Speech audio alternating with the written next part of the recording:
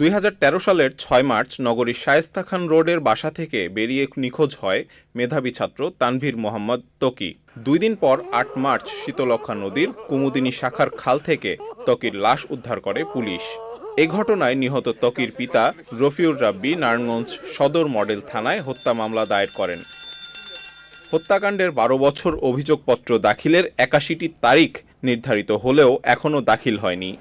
এই হত্যার নির্দেশদাতা শামীম ওসমান, তার ছেলেটার সাথে জড়িত এবং অন্যান্য যারা এগুলোর সাথে জড়িত সবাইকে এটার সাথে যুক্ত করে একটা পূর্ণাঙ্গ অভিযোগপত্র এবং ত্রুটি মুক্ত একটা অভিযোগপত্র যাতে তৈরি করে আদালতে জমা দেওয়া হয়। আগামী 17/4 নতুন করে আবার তারিখ আছে এবং এই 17/4 মধ্যে যেন তদন্তকারী সংস্থা এটার অভিযোগপত্র বিজ্ঞ আদালতে দাখিল করেন এবং এটি বিচারের মুখ দেখে। 5 আগস্ট রাজনৈতিক পট পরিবর্তনের পর এই মামলায় 6 জনকে গ্রেফতার করা হয়।